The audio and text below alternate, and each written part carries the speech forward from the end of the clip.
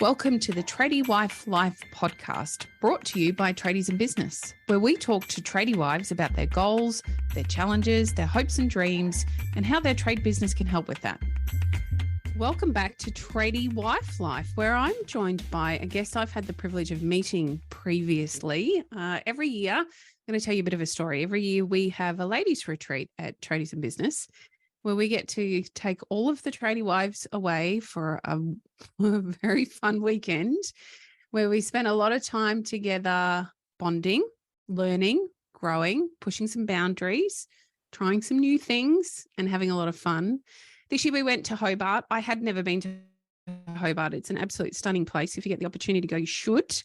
And one of our opportunities for growth and learning was about self-development, is the way I would like to look at it. And we tend to have a theme each year, and this year was very much about developing the self in and away from business practice and family life, and filling your own cup to the point of overflow rather than tipping out of your cup to others and draining yourself before you give back. And a big part of that for me, I had some experience before with breathwork. And when we did a bit of a search, as the universe always shows up and helps you at the time, the right person was delivered to us. And our guest today, Terese Tanner, led us in a wonderful experience with a sound bath. We did some breath work and had a huge moment for all of us in collaboration to get some clarity. There were some big shifts in the room in a very small period of time. We had a lot of growth. A lot of our ladies have followed up and done a whole bunch more work in this area.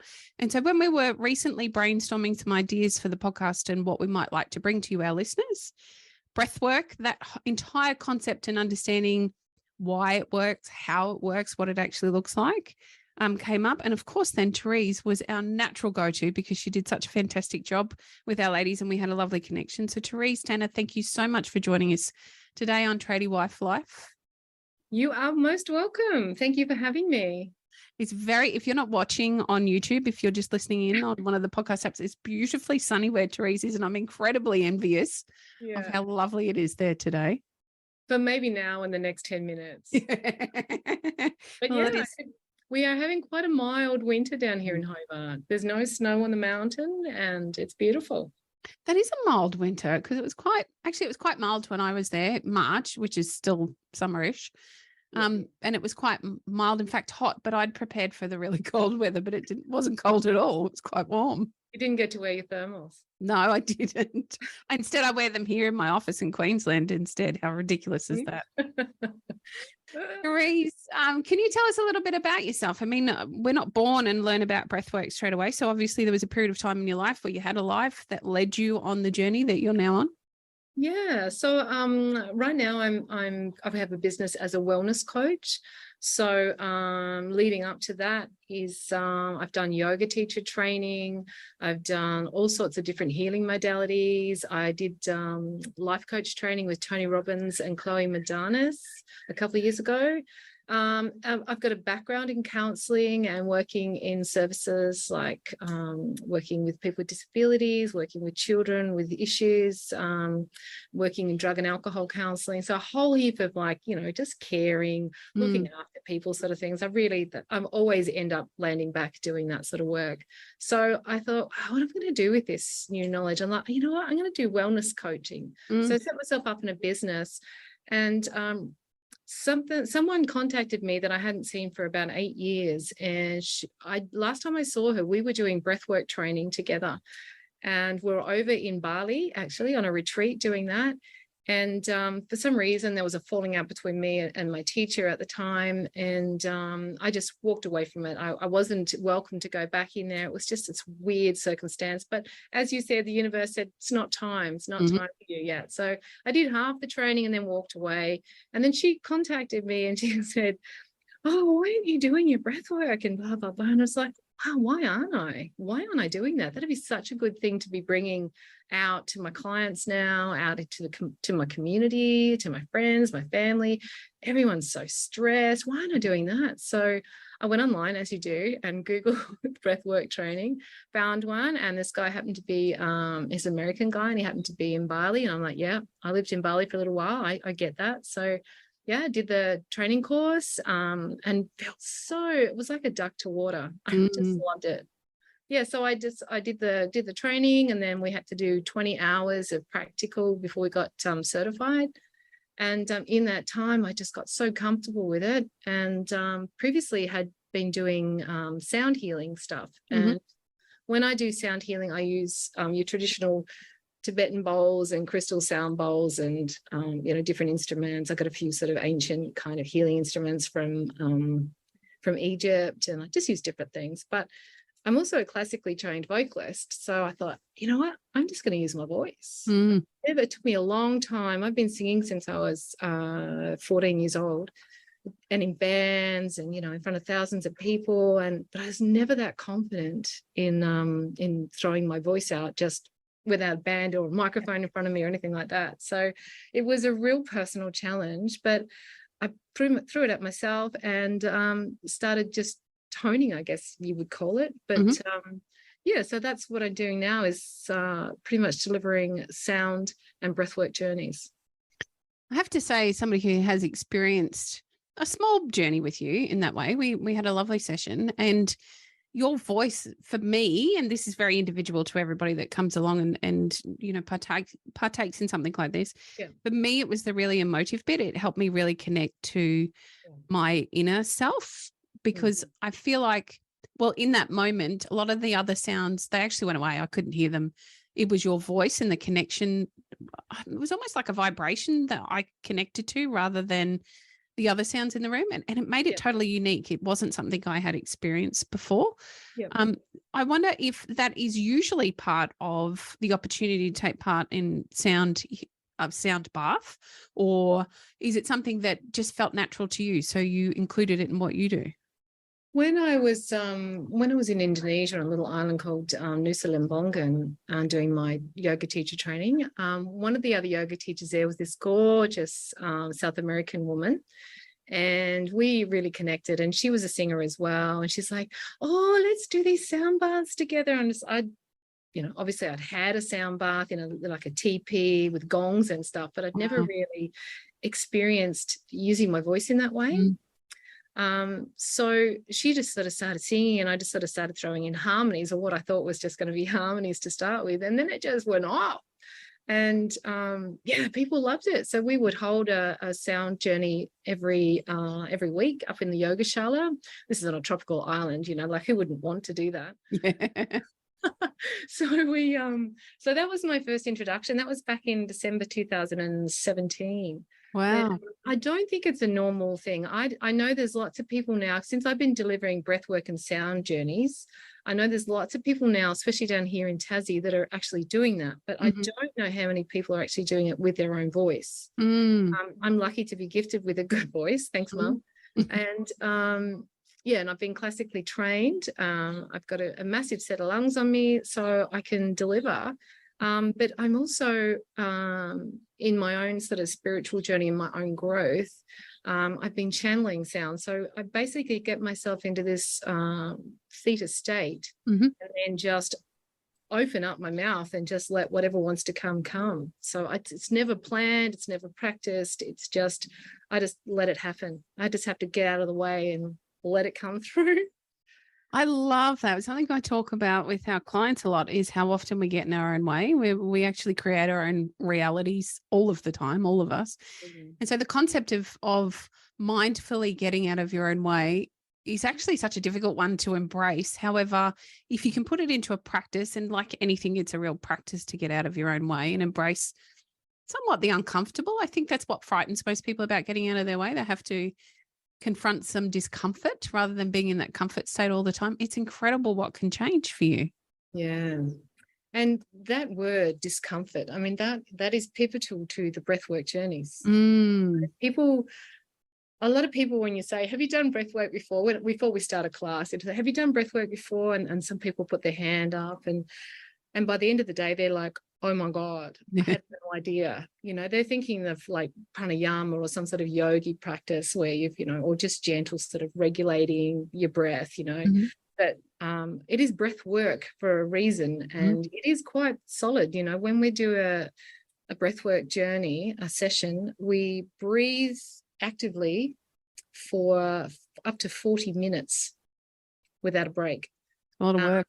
It is a lot of work. Yeah. You're breathing like the method that I use, which is transformational breath work. And it's I use that method because it seems from my experience thus far to be the most effective in really helping people to tap into their inner trauma and really release those emotions that they've come up from the breath work.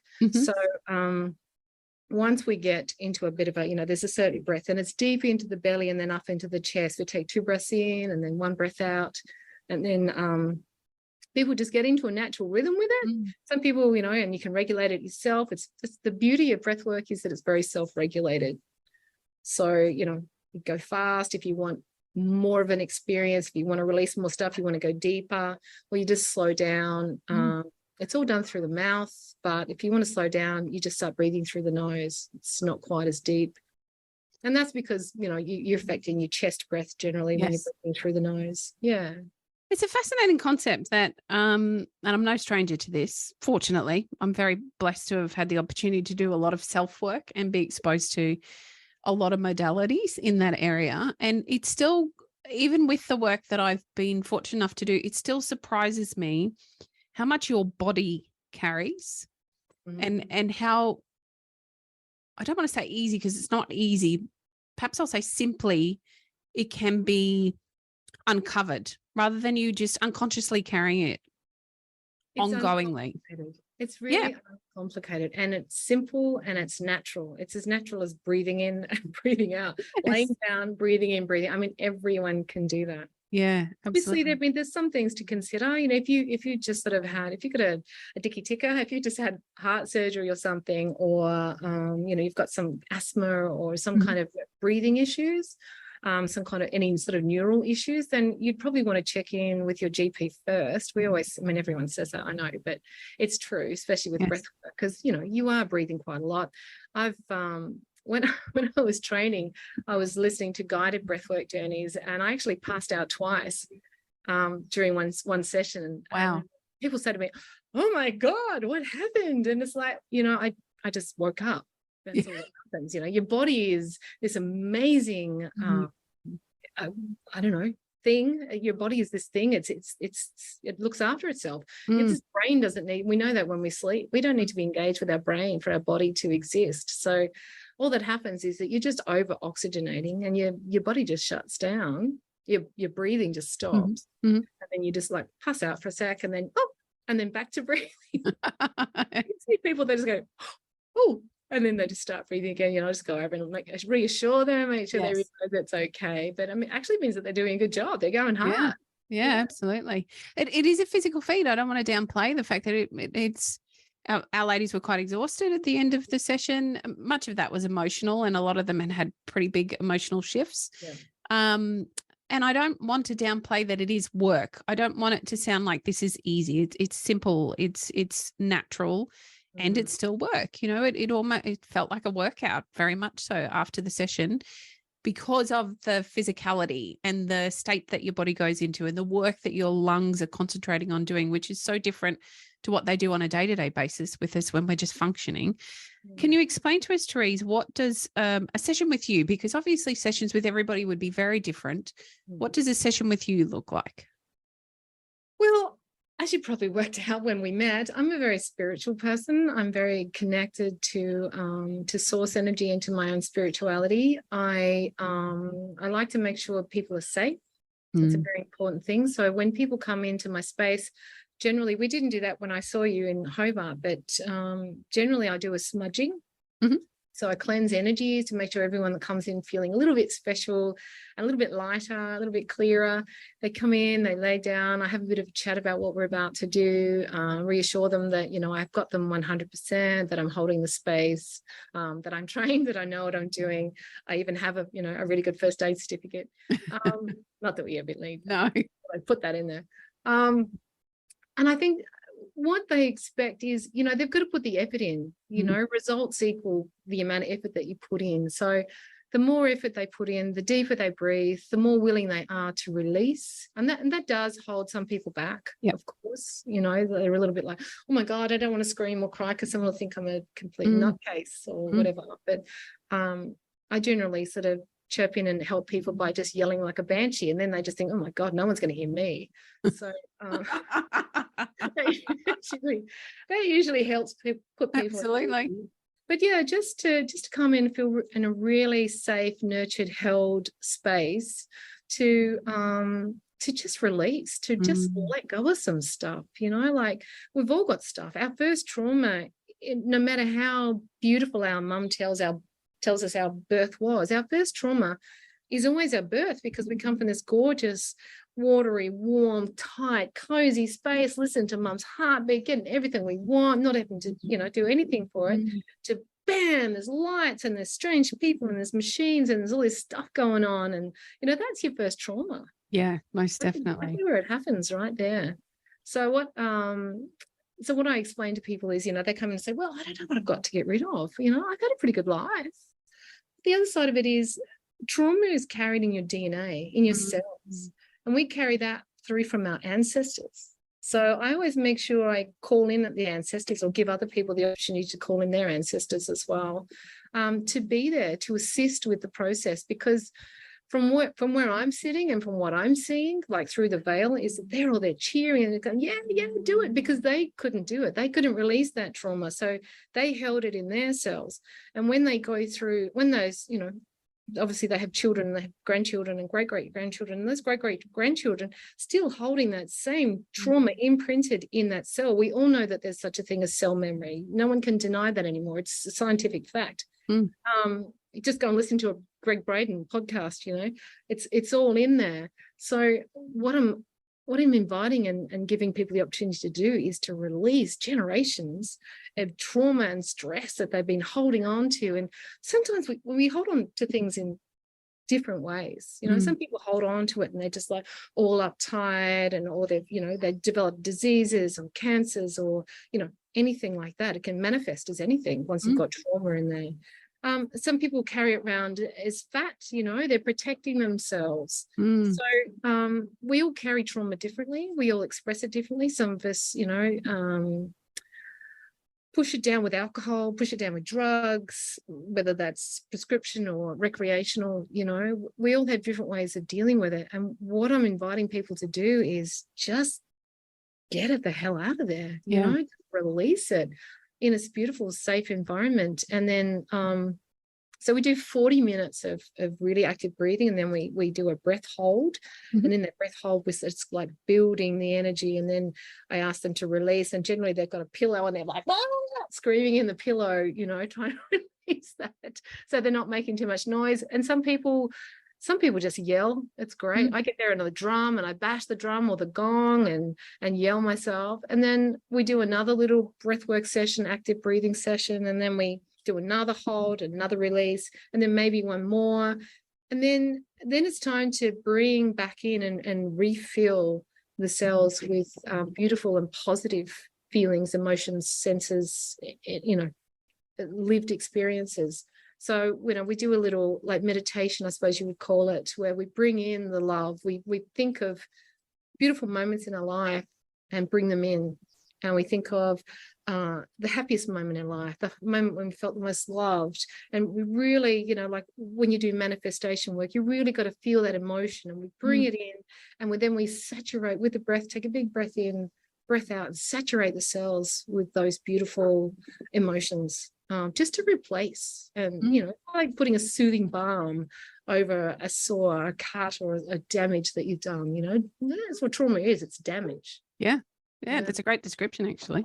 Terese, is this a one-time only thing? You come in, you do the session, you get fixed, or is it something we need to keep working on? What do you think? I might know the answer. And yeah. Well, I mean, different people. I mean, some people try it and they'll go away for a while. I want to hear for them, and then eventually they'll come back and they just say, "Oh my God, you know, I didn't realize how long the effects of that would go on for." So it's not like just it happens and then it goes away. It's a continual thing. It's still working. Your cells are all just still releasing, still processing, still doing that stuff. It takes, sometimes weeks for that to really finish happening. I have people that come every session. Wow. Every time they come, they go a bit deeper. That's incredible. And, I don't like using this analogy, but there is the old onion, like peeling back the layers. Yep. Surely there's other things with layers. I don't like onions. There's not many. Layers, I don't know. But, to get to the center of something, sometimes you have to break through a few barriers. You've got to get through those layers to get to it. Everyone's different. Yeah. I honestly believe my own philosophy, if we got rid of everything, all our rubbish, all our stuff, I don't think we'd still be here. I don't think we need to be here. I think we're only here to deal with this stuff, to learn, to grow, to release and replenish. That's fascinating concept. Yeah. Terese, given your counselling background then, and you would see some really, I feel like it's a privileged position that you have in these sessions to be part of those journeys. Yeah. I imagine you must see a lot of stuff come up in that space that you're holding. And some of the stuff that comes up, I guess, must be really challenging for people to process what's going on. My guess is, or what I observed in the time was there was a lot of emotion. Yeah. With our ladies. Many of them couldn't figure out what the emotion was or why they were feeling it or where it came from. They perhaps had some thoughts that they felt might have triggered it. And in actual fact, knowing my own journey was probably far deeper or something bigger than that. Yeah. Should there be an element of an ongoing level of support, or is this such a gentle practice that it allows it to come to us as we're ready to look at what those trauma responses might be? Yeah, exactly. Yeah, thanks for asking that. I always, people always have my contact details. I say to them, if there's anything that comes up that you're not sure about, that you want to talk about, that you're not comfortable with, that's causing you any kind of grief or distress, just call me. And, I would get those people in. I've only done it once, to be honest, and just, do another little session with them, or just even if they just want to chat about it. Maybe they don't understand what happened, maybe they just want to go further into it. Maybe they just, pick the scab off something and there was stuff underneath it was festering and needed to come out. That's a shocking analogy. Sorry about that. Doesn't sound great, but I get fluffy and light here, but you know what I mean? I think that's totally raw and real, and that's kind of thing that happens. I would never, as the same as as a counselling session, I would never leave someone feeling that they hadn't, we hadn't closed the session properly, feeling that they were still wanting, needing, they were still confused, upset, whatever. I always invite people to stay behind if they need to, or just call me and we'll work something out. And as far as the ongoing nature, I'm one of these people that I'm a bit of a butterfly. I float from one thing to the other, but I really feel that I've settled back in with the breath work because it goes right back to my roots of being a singer, using the breath and using the voice, and taking people on a journey. That's kind of like the counseling thing, and it's the creative Aquarian in me coming out. I love creating journeys and taking people on them, and just, I trust myself. I think I'm in a stage of my life where I really trust myself to be able to deliver what people need in the moment. Yes. Yeah, I really felt that in the minute because we had a very diverse group of women in our session. Yeah. We all have a couple of things in common, but for the most part, we're all extraordinarily different. And I think that's what makes the bond for all of them so particularly tight. And I found it fantastic to see that it was something that everybody was able to embrace. You were able to bring something to everybody. Everybody had a reaction. And I didn't get to see the reaction in the moment because, of course, I was part of the session, but I watched it transform after. And, for some of them, there were some big breakthroughs all weekend long. For some of them, they became a little introverted and just needed that little bit of space and time within themselves. Yeah. And I found that really fascinating to watch what was happening for them in the time that we spent together. And that was because all of us, with all of our vast differences, were able to share in that collaborative experience with you, which I think is fascinating because there aren't too many modalities of this growth and personal wellness that can fit so many people at one time. Generally, most of them are very hands-on, one person or the two of you, an instructor or a practitioner and yourself.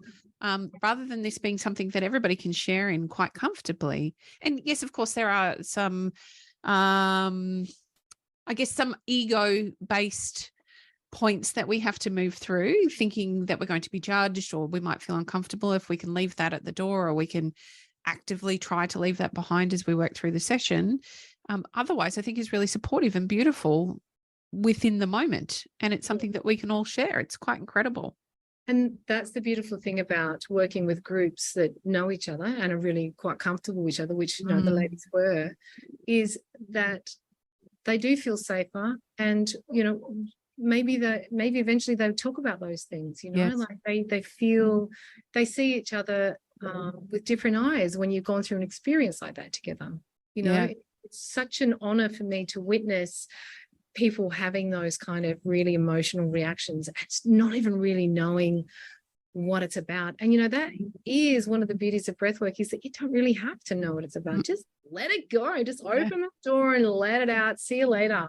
Move forward. Don't worry about that is a true difference between like counseling and coaching that I learned from Tony Robbins, is that, counseling is you're kind of like, you're going over stuff that's happened and tell me how you felt when you did this, and when that happened, tell me how you felt, it all happened sometimes years and years and years ago. Yeah, you hang on to that stuff. Breathwork, you can let it go. You don't have to know what it is. Some people do go through that trauma, but it's very much on the surface. It's not, we've brought it up. It's not that deep, gut-wrenching pain that may have put it in there in the first place. So I love that it's kind of aligned with coaching, whereas you're not really worried about what's coming up. It's more about getting it out. Yeah, totally. Just letting it go and moving forward with a lighter and brighter and better outlook on life. Well, I hope our listeners can feel your beautiful energy whilst they're listening to you today. Terese, thank you so much for joining me today. I could talk about this subject all afternoon. It really is fascinating to me that something so gentle can be so transformational. Yeah. If people want to find out more about you, Terese, and your practice, how do they find you? My website is healthylifecoach.com.au. I'm on Facebook as Terese Tanner Wellness. That's Terese, Tanner Wellness. We'll make sure all of those links are in the show notes too, so that you can check Terese out. And I think it's important to say that some of the stuff that you offer, you're able to do online. Is that still correct? All of it. Great. Excellent. Because I think it's important, when you find one of the biggest points I could perhaps make is it's the connection and the comfortableness that you need to feel with somebody for you to be able to embark on a journey like this. So if you feel connected to Terese listening to this today, please reach out. She can service you no matter where you are. As I said, we had a great journey. Some of our ladies have gone on to do some extra work with Terese. We all really enjoyed it. There wasn't one person, there were a few resistant ladies that didn't particularly want to participate, and yet they absolutely enjoyed their experience. It was enjoyable. It wasn't something that they needed to fear. Terese, thank you so much. Yeah. Oh, it was incredible. It was so cool. Thank you. Really appreciate it. I about this all day as well. I bet. Thank you so much for making time for me from sunny Hobart. It's still beautiful. I know, right? It's beautiful. Yeah. Thank you. You're welcome.